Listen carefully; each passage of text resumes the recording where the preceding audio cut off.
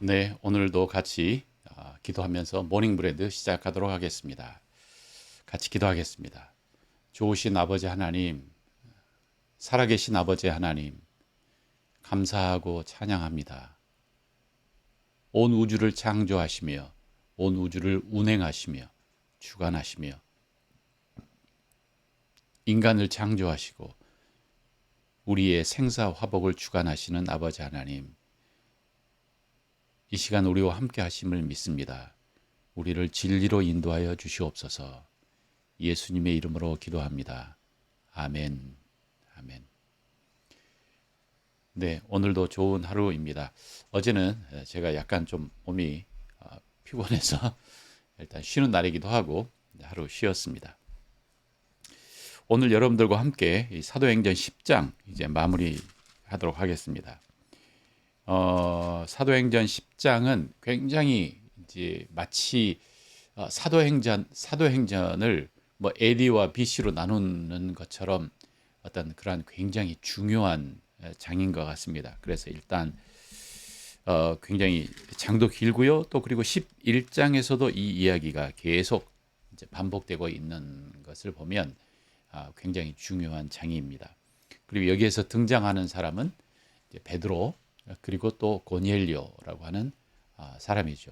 이 고넬료라고 하는 사람은 그 사람은 로마 군대의 이탈리아 리가먼트 로마 군대의 이제 백부장 그러니까 중대장 정도 되는 사람이었고 그런데 고넬료라고 하는 이름이 딱 명시된 것을 보면 이 사람이 유대인들 사이에서 굉장히 알려진 사람이었다. 어떻게 알려졌냐면 굉장히 하나님을 두려워하는 사람이었고 그래서 그 사람뿐만 아니라 그 가족 그리고 그 사람의 그 착한 행실과 그 다음에 하나님에 대해서 정확하게는 잘 모르지만 그러나 하나님에 대한 두려워하는 마음 그 다음에 구제하는 것 또 기도하는 것 이러한 것들이 유대인들 사이에서 잘 알려진 유명한 사람이었던 것 같습니다.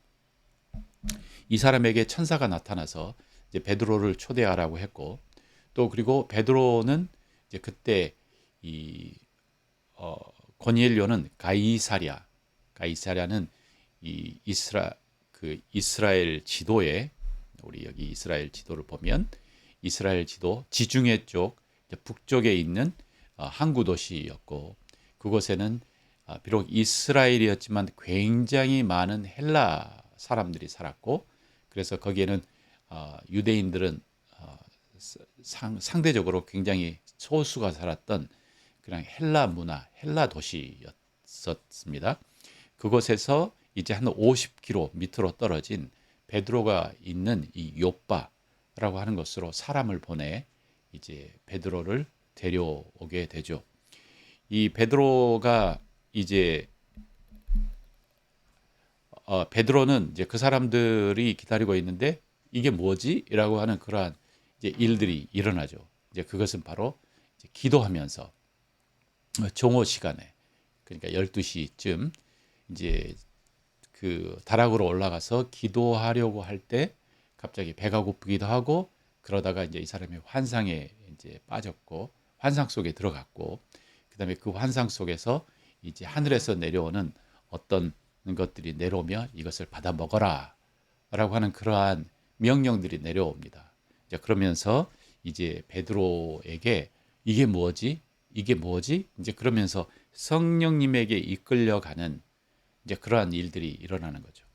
그래서 그 환상을 보고 난 이후에 또 가이사랴에서 온 사람들이 집에 마침 도착했고 그리고 집에 마침 도착한 그곳에서 이제 성령 하나님께서 이 사람들을 따라가라 라고 하니까 또 베드로가 자신은 유대인이었고 그래서 이방인 집에 들어가지는 않았던 사람이었는데 이 사람이 또 성령님의 이끌리심을 받아 유대인 그 이방인의 집에 이 사람들을 따라갔고 그러니까 베드로 마음속에는 지금 이게 무슨 일이야? 무슨 일이 일어나고 있는 거야?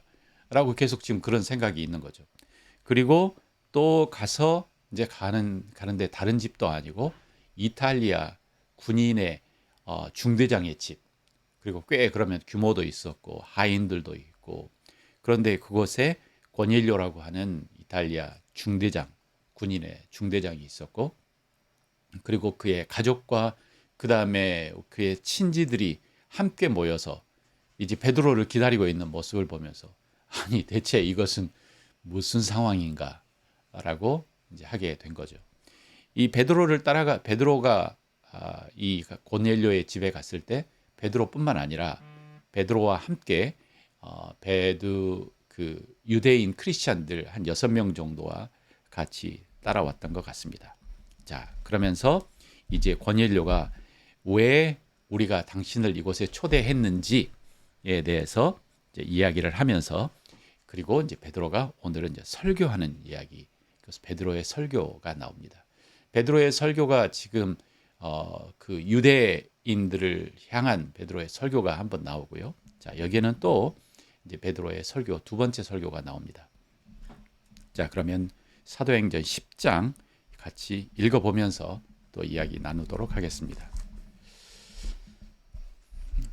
고넬료가 이르되 내가 나흘 전에 이맘때에 내 집에서 제9시 기도를 하는데 갑자기 한 사람이 빛난 옷을 입고 내 앞에 서서, 자, 여기에 고넬료가 내가 나흘 전, 4일 전에 이맘때, 그러니까 이맘때라고 하는 것은, 이맘때라고 하는 단어를 통해서 우리는 베드로 그 요빠와 가이사랴가 50km 된 곳이었지 않습니까?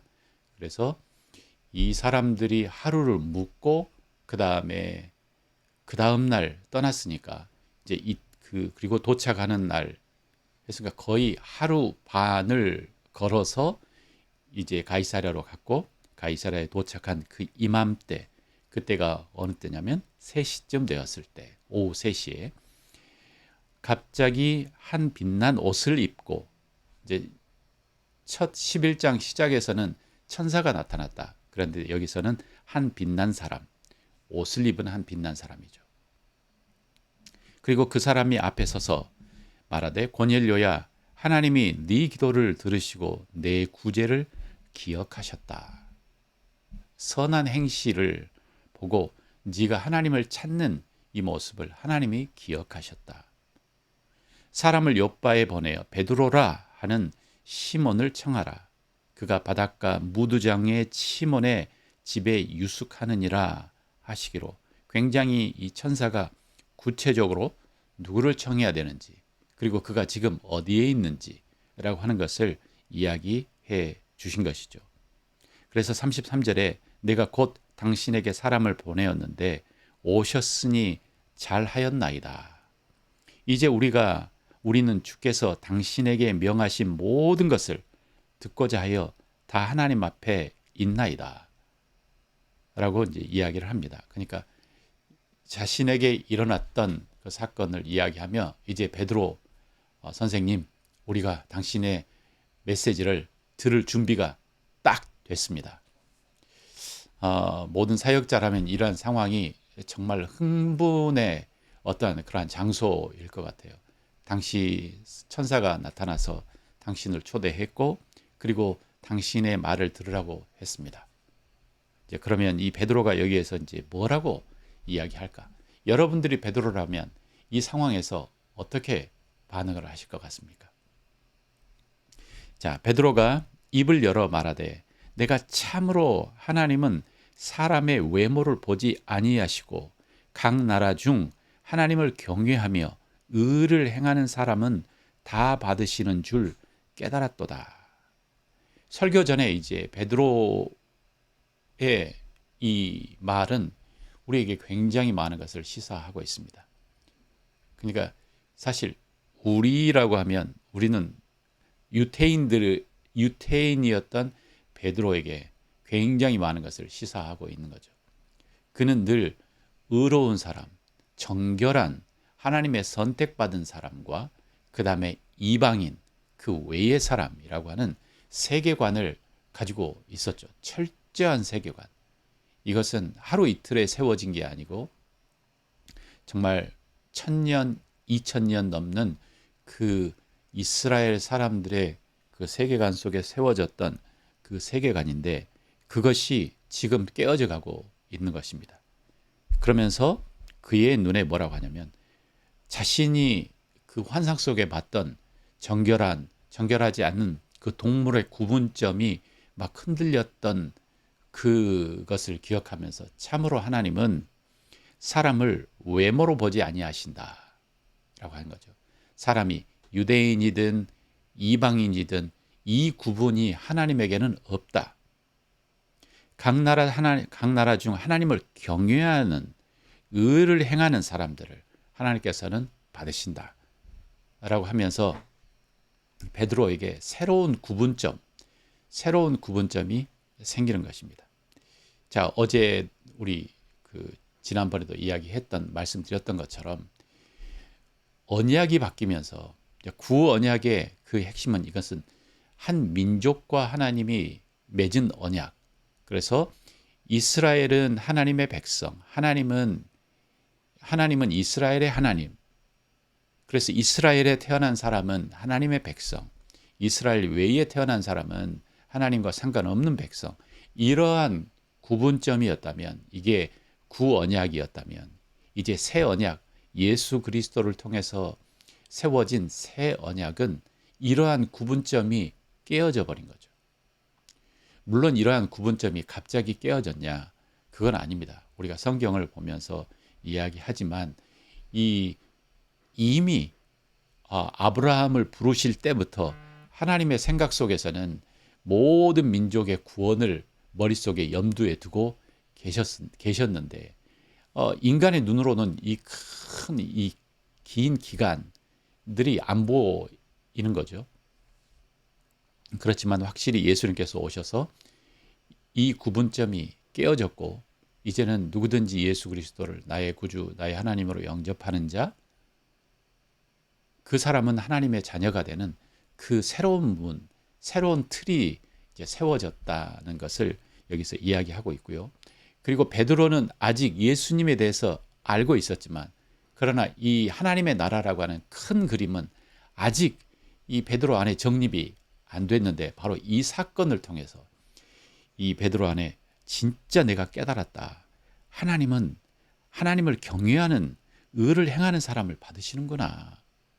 이게 유태인이라고 해서 하나님께서 더 사랑하시고 이방인이라고 해서 하나님이 사랑하지 않는 것이 아니구나. 이 경계가 깨어졌구나 라고 하는 것입니다. 만유의 주 대신 예수 그리스도로 말미암아 화평의 복음을 전하사 이스라엘 자손들에게 보내신 말씀. 자, 여기서 예수 그리스도에 대한 이 표현도 뭐라고 하냐면 만유라고 하는 것입니다. 이 만유라고 하는 이것은 모든 것의 주인 되신 예수 그리스도라고 여기서 예수님을 소개를 하고, 자, 예수와 그리스도가 이 합해진 것과 예수와 따로 떨어진 것과는 의미가 다르죠. 그래서 유대인들에게 예수님은 그리스도다, 예수님이 메시아다라고 하는 이 두 단어의 결합이 정말 엄청난 것을 이야기하고 있죠. 우리는 그냥 관용어처럼 예수 그리스도, 근데 예수가 그리스도다, 메시아다. 예수 그리스도로 말미암아 화평의 복음을 전하사 이스라엘 자손에게 보내신 말씀, 곧 요한이 그 세례를 반포한 후에 갈릴리에서 시작하여 온 유대에 두루 전파된 그것을 너희도 알았거니와. 자, 여기서 또 하나 주목할 것은 뭐냐면 지금 베드로가 전도를 하는 그 복음을 설교를 하는 그 대상자가 첫 번째 우리 사도행전 2장에서 있었던 그때는 그 사람들이 다 유대인이었습니다. 헬라파 유대인, 히브리파 유대인, 그러나 유대인이었습니다.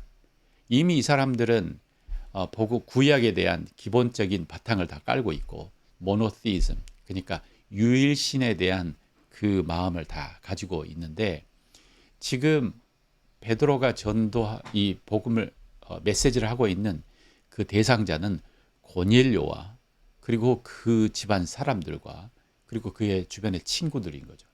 다들 유대인들이 아니고 이방인들입니다. 이방인들에게 설교를 하는 이 베드로의 설교. 그렇지만 여기에 또 다른 것은 하나 있습니다. 그 이슈는 뭐냐면 이 사람들이 이미 유다 지방에 그 이스라엘에 살았고 그리고 유대교에 대한 많은 정보와 그다음에 선지식이 있었다는 것이죠. 그래서 만약에 후에 이제 바울이 가서 전도하는 그 설교, 그 이방 나라에 가서 전도하는 설교에는 그 시작이 어디서부터냐면 그 다신 사회 속에 유일신에 대한 이야기를 하고 그리고 그 유일신을 이야기하면서 예수님을 이야기하는 이제 이 단계를 거쳐가는데 이제 본 설교는 다신 사회 속에 유일신이 있다. 이것은 굳이 하지 않습니다. 자, 예수님에 대해서 바로 탁 이야기를 하죠.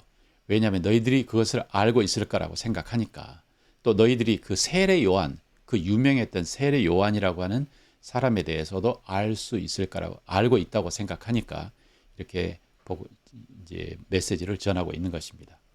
38절 하나님이 나사렛 예수에게 성령과 능력을 기름 붓듯 하셨으며 그가 두루 다니며 선한 일을 행하시고 마귀에게 눌린 모든 사람을 고치셨으니 이는 하나님이 함께 하셨음이라.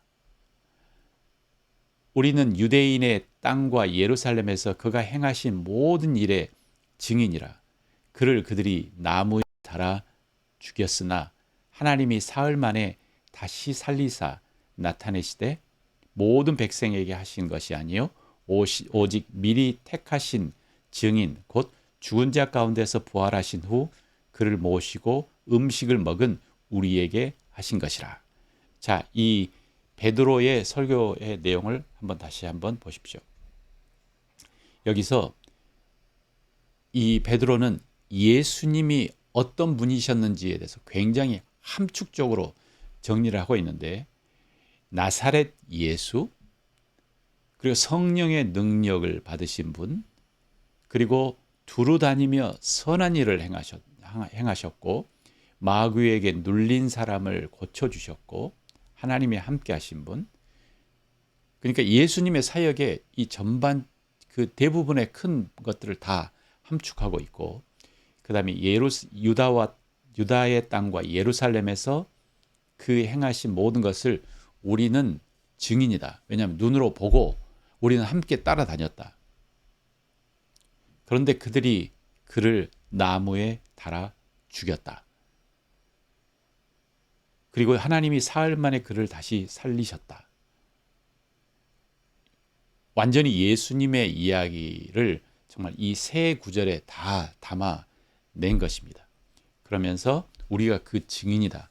그 죽었고 그 부활하신 것에 대해서 우리가 증인이고 우리가 함께 그와 음식을 먹고 우리가 함께 그의 부활하신 것을 보았다라고 이제 고넬료와 그 사람들에게 메시지를 전합니다.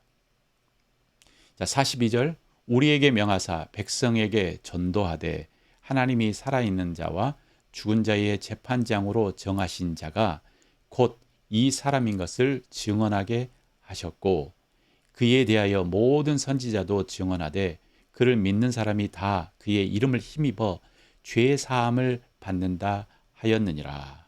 자, 그래서 42절에는 하나님께서 죽은 자와 살아있는 자, 이 예수 그리스도를 죽어 있는 자와 살아있는 자의 재판장으로 하나님께서 세우셨다. 그리고 이 사람은 바로 우리가 가지고 있는 바로 구약의 우리 모세 오경과 이 성경의 또 선지자들이 이미 이 사람에 대해서 예언하고 있었다. 그래서 믿는 사람은 다 그의 이름을 힘입어 죄 사함을 받게 된다. 죄 사함을 받는다. 라고 하는 이 메시지를 정한 거죠. 자, 짧게 정리하면 이 베드로가 설교를 하는 그 설교 대상자는 유대 지방에 살면서 유대교에 대한 유일신에 대한 정보를 가지고 있는 사람, 그 이방인들, 그리고 이 새로운 세팅의 이 사람들을 대상해서 베드로가 했던 설교는 뭐냐면, 예수님, 우리 먼저 세례 요한과 예수님에 대해서, 예수님의 사역에 대해서 이야기를 하고, 우리가 그 증인이다. 그리고 이제 그 예수님을 하나님께서 죽은 자와 산 자의 재판장으로 세웠고, 그리고 그를 믿는 자는 하나님께서 죄의 사함의 권세를 하나님께서 그에게 주셨다라고 하는 메시지를 베드로가 이야기한 겁니다. 굉장히 그 상황과 환경에 적절한 메시지를 정확하게 베드로가 던진 거죠. 어떻게 이렇게 했을까? 이것은 다 성령 하나님께서 주신 지혜라고 생각합니다. 그러니까 2장에서 나온 베드로가 이방인이 아닌 유대인들을 향한 그 메시지도, 그 사람들이 그 메시지를 듣고 우리가 어떻게 할까라고 하는 그 반응을 끌어내는 것처럼, 이제 이 이방인이었던 이 사람들에게 베드로가 던졌던 이 메시지도 딱 그 사람들이 그 사람의 눈높이에 이해될 만큼 정확한 메시지를 전달한 것입니다. 그래서 우리가 그 설교를 할 때 그 청중이 어떤 사람인지 잘 이해해라 라고 하는 그 이야기를 그 설교학에서 우리 자주 제가 배웠던 것 같습니다. 이처럼 성령님의 능력에 의해서 정말 성령님이 그 입에 무슨 말을 할지 하나님의 메시지를 베드로에게 주셨습니다. 자, 이렇게 설교를 하고 난 이후에 이제 어떤 일이 일어났나? 44절에 베드로가 이 말을 할 때에, 이 말을 하고 있을 때죠. 영어로는 while Peter was still speaking, 그러니까 이 말을 하고 있는 그 중에 성령이 말씀 듣는 모든 사람에게 내려오시니 사도행전 2장의 역사가 지금 이제 이방인들이었던 사람들에게 다시 한번 나타나게 된 겁니다. 베드로와 함께 온 할례 받은 신자들이 이방인들에게도 성령 부으심으로 말미암아 놀랐더라. 굉장히 surprised, 깜짝 놀란 거죠.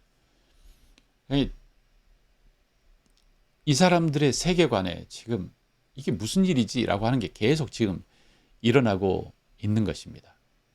그래서 이방인들이 함께 베드로의 메시지를 들으려고 기다렸다는 것도 굉장히 놀라운 일인데, 그들에게 메시지를 듣는데 그 사람들이 그 메시지를 정말 스폰지가 물을 빨아들이듯 싹싹싹싹 빨아들였고, 이 메시지를 듣고 있는, 아직 메시지가 끝나지 않은 그 시점에 성령님께서 임해서 그 고넬료뿐만이 아니라 여기에 있는 모든 이방인들 외에 성령님께서 함께 하신 것이 이 사람들의 눈에 보이면서 이게 뭐야? 엄청나게 놀라게 된 거죠. 그러니까 이 생각에 엄청난 지진이 일어나게 된 것입니다. 이는 방언을 말하며 하나님을 높임을 들었더라. 이 자신들이 받았던 성령의 그 때와 마찬가지로 갑자기 성령의 세례를 받았던 이 사람들이 방언을 말하고 그 다음에 하나님을 찬양하고 하는 이러한 이야기들이, 이러한 역사가 나타나는 것입니다. 성령님이 임하면 그 마음속에 이것은 참을 수 없는, 좀 이렇게 단어가 선택이 좀 조심해야 되는데, 성령님이 임하시면 그 사람 안에 하나님께서 주체할 수 없는 그 하나님의 기쁨, 그리고 하나님을 막 찬양하고 하나님을 높이고 하나님을 경외하는 이런 마음들이 생겨납니다. 그래서 이방인들이었던 이들에게 이 역사가 일어납니다. 47절, 이에 베드로가 이르되, 이제 그 유대인 크리스찬들에게 이야기했겠죠. 이 사람들이 우리와 같이 성령을 받았으니 누가 능히 물로 세례 베품을 금하리요 하고, 여기서 우리와 같이라고 하는 이 단어가 굉장히 중요합니다. 그러니까 우리라고 하는 이것은 이제 그 울타리의 바운더리가 넘어가는 거죠. 이 사람은 우리와 너 여기서 유대인과 헬라인 이 경계였어요. 근데 우리와 같이 우리처럼 그래서 사도 베드로가 이야기하기를 진짜로 하나님은 이방인이든 유대인이든 그 경계가 없으시고 외모로 보지 않고 이 말은 그 사람의 그 백그라운드, 그 사람의 혈통 이런 것을 보지 않고 하나님은 모든 사람 중에 하나님을 두려워하고 그다음에 의로운 사람들을 찾아내시는구나 라고 하는 이 생각을 베드로가 성령의 이끌림에 의해서 이야기를 했다면 성령의 부으심을 받고는 진짜네 라고 한 거죠. 진짜네. 이미 우리는 새 언약의 시대에 또 우리는 이방인이기 때문에 이렇게 살고 있기 때문에 이게 그렇게 놀라울 일인가 라고 이렇게 생각할 수도 있지만 그러나 우리가 한번 그 시대에 그 당시의 유대인들 그러니까 베드로와 함께 따라갔던 유대인이라고 생각을 해보면 정말 평생 이 사람들은 그렇게 살았지 않습니까? 그의 아버지, 할아버지 늘 그렇게 계속 이야기하시면서 얘들아 너희들은 하나님의 선택을 받은 우리는 하나님의 백성이야. 우리는 거룩한 하나님의 백성이야. 우리는 저 이방인들과 달라. 지금은 우리가 저 이방인 밑에 있지만 하나님께서는 메시아를 보내서 우리 그 이방인으로부터 우리를 해방시키고 우리의 유대는 우리 이스라엘이 회복될 거야. 뭐 이러한 생각들을 평생 가지고 있었던 사람에게 그래서 그러한 이유로 이방인들과 함께 식사도 하지 않은 사람들이지 않습니까? 이게 얼마나 대단한지 여러분 상상하시겠어요? 그러니까 이 이스라엘 사람들이 갑이 아니에요. 지금 이 점령당한 나라예요. 점령당한 나라에 이 사람들이 내면적으로는 똘똘 뭉친 이게 내면적으로는 굉장히 갑같이 그렇게 생각하는 거죠. 여기는 우리 땅, 그리고 우리는 하나님의 백성, 그리고 자신을 다스리는 점령국인 로마 사람들을 약간 하층민으로 보고 우리는 당신과 식사도 하지 않아 라고 하면서 그렇게 살았던 거죠. 무시하는 것을 보면서 그 점령군이었던 로마 사람들이 얼마나 가짜났을까. 이런 것 때문에 여러 사건들이 일어납니다. 이러한 시대 속에서 하나님께서 하시는 이 메시지는 베드로뿐만 아니라 함께 따라갔던 그 사람들에게 충격으로 다가온 거죠. 이게 뭐지? 정말 하나님은 외모로 사람을 취하지 않는구나. 정말 하나님은 정말 이렇게 이방인들에게도 하나님을 경외하고 하나님을 사랑하면 성령이 부어주시는구나. 이렇게 성령이 내렸다, 성령이 임했다라고 하는 것은 이게 성령님을 guarantee라고 이렇게 이야기합니다. 내가 구원받은 것에 대한 확실한 보증, guarantee.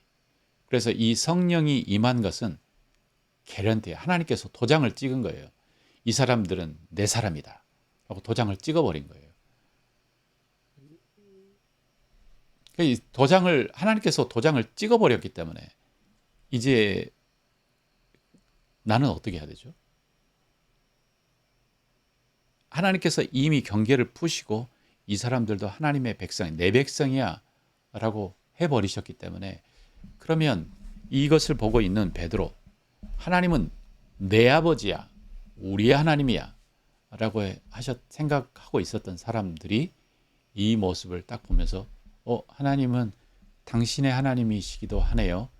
그러면서 이제 빗장을 풀 수밖에 없는 그런 상황이 된 거죠.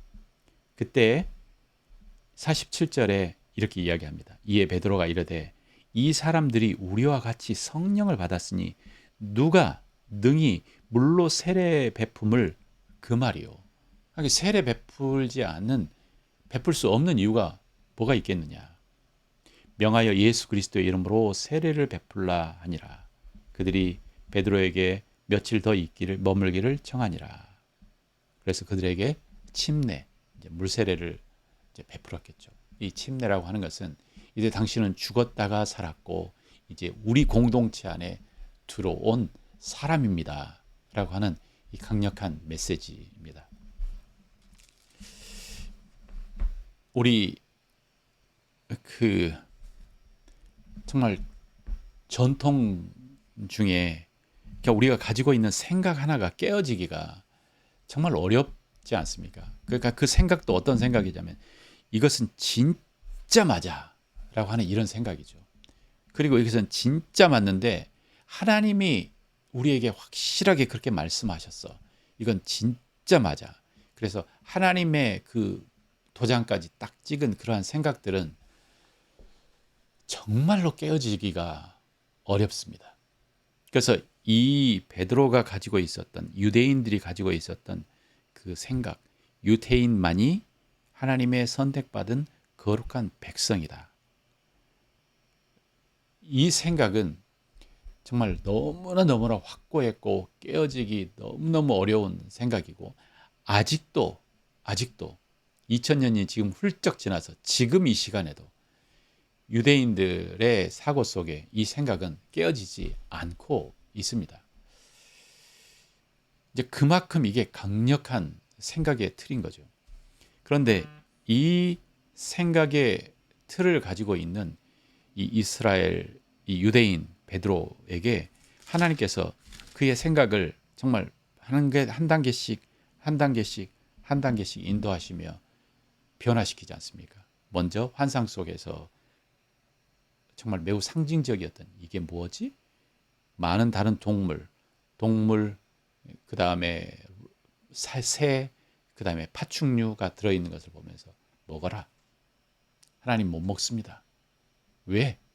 이것은 거룩하지 않는 것입니다. 하나님이 내가 거룩하게 했는데 네가 어찌 거룩하다, 거룩하지 않다. 네가 구별하느냐? 먹어라. 라고 하는 메시지가 딱 들리면서 한 단계. 그러다가 두 번째 이방인 고넬료로부터 보냈던 사람들이 왔고 베드로에게 성령님께서 따라가라 라고 이야기하시는 그 다음 단계. 가보니 고넬료라고 하는 그 이탈리아 군대의 아주 중대장인 높은 사람이 자신의 가족과 그 다음에 친지들을 다 모아놓고 베드로를 기다리고 있는, 또 그리고 베드로에게 우리가 꿈에서 내가 천사가 우리에게 이렇게 이야기하셨습니다 라고 하는 이 메시지를 들은 또 이거 뭐야? 라고 하는 거. 또 그 다음에 여기다가 확실하게 도장을 찍는 것은 뭐냐면 그들에게 예수 그리스도의 복음의 그 핵심을 탁 전했더니 그들이 이 메시지를 받더라. 그리고 메시지를 받고 그것뿐만 아니라 성령이 그들에게 임해서 성령 세례가 임하더라. 우리에게 임했던 것처럼. 그러면서 베드로의 그 생각들이 완전히 깨어집니다. 사실 완전히 깨어진 것 같지는 않아요. 왜냐하면 그 머리에 그 사고 속에서 생각은 틀은 깨어졌지만 그 습성 속에 있는 그 생각은 깨어지지 않았다는 그 이야기가 갈라디아서를 보면은 우리가 알 수 있습니다. 갈라디아서에서 이제 베드로 이제 그 바울이 이제 그 안디옥 교회에서 있을 때 베드로가 안디옥 교회에 왔고 그 다음에 이방인들과 함께 식사를 하다가 예루살렘에서 그 유대인 크리스찬들이 왔을 때 베드로의 행동을 보면 아직도 뭔가 그 이방인과 함께 있어서는 안 될 것 같은 그러한 두려움 뭐 이런 것들이 아직 그 피부 속에 내재된 옛 전통의 그 습관들이라고 할까? 이런 것들이 잠시만요. 이런 것들이 남아 있는 거죠. 그래서 이 이스라엘 사람인 이 사람들에게 정말 그들의 세계관, 유대인과 유대인 아닌 사람들의 이 세계관이 정말 이렇게 강하다는 것입니다. 오늘 우리가 이 성경을 통해서 정말 이러한 일들이 있으면서 이제 점점 이제 복음은 예루살렘과 온 유대와 그리고 그들에게 마지막 땅같이 느꼈던 사마리아와 그 다음에 이제 이방인에게 이 복음이 흘러가는 정말 그러한 새 물결들이 이제 시작되는 그 시점에 여기에 왔습니다. 정말 하나님의 복음은 정말 놀라운 것 같습니다. 놀라운 것 같습니다. 그리고 이 생각의 변화의 큰 틀을 보면 우리가 그 생각의 변화, 우리가 생각의 변화를 일으켜야 될 때가 있는데 그때가 언제냐면 정말 이 사회가 변하고 그 다음에 우리 생각에 지금 현재 그 구언약이라고 하는 언약에서 이제 새 언약으로 넘어온 큰 변화가 일어나는 이것 때문에 지금 생각의 변화를 일으켜야만 하는 것 아닙니까? 그죠?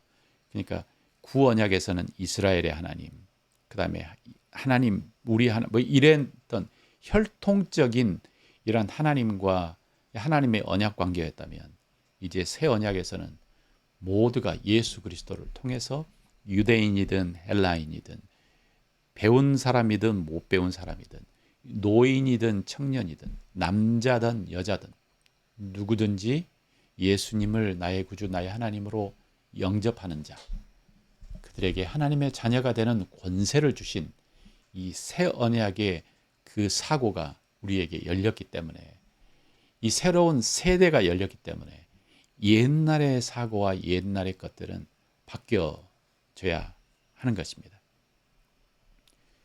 우리가 새 언약의 시대에 살고 있습니다.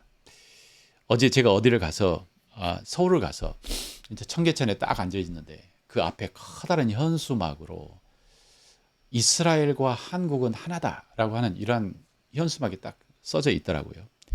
이제 그것을 적어놓은 사람들의 생각이 무슨 말인지는 제가 알겠어요. 근데 이 사람들의 그 사고 속에 아직 이 사람들은 구언약과 새 언약의 혼동 속에 있구나.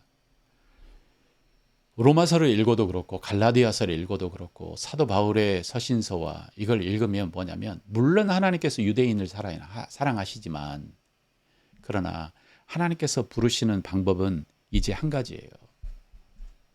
그것은 뭐냐면 예수 그리스도를 통해 예수님의 문으로 들어오는 사람은 그 사람이 유대인이든 헬라인이든 하나님의 가족이 되는 거예요. 이제 더 이상 또 다른 문이 있는 게 아니에요. 또 다른 문이란 이스라엘 사람이기 때문에 이스라엘 혈통이기 때문에 하나님이 그들을 좀 더 특별히 보실 거야. 그들에게는 다른 문이 있을 거야. 이 사람들은 선택받은 백성이야. 라고 하는 이것은 구언약의 구시대적인 사고방식이에요. 이건 하나님께서 닫으신 문이에요. 이제는 하나님께는 외모로 취하심이 없다.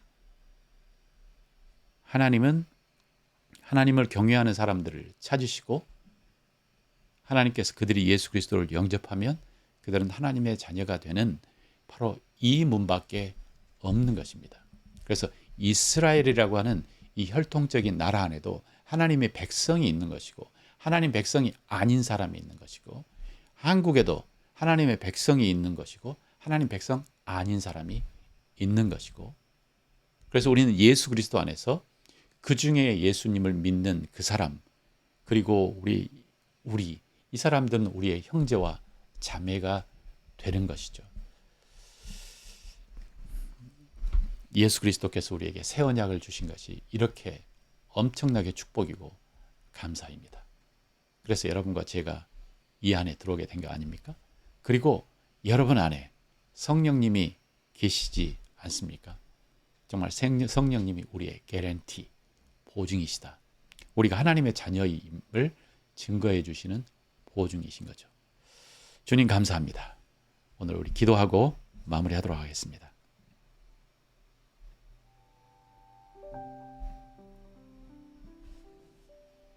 아버지 하나님, 정말 우리 안에 있는 정말 어떤 생각의 틀이 진짜로 깨어지기가 쉽지 않습니다. 그러나 성령 하나님께서는 깨실 수 있습니다. 우리를 올바른 방향으로 인도하실 수 있습니다.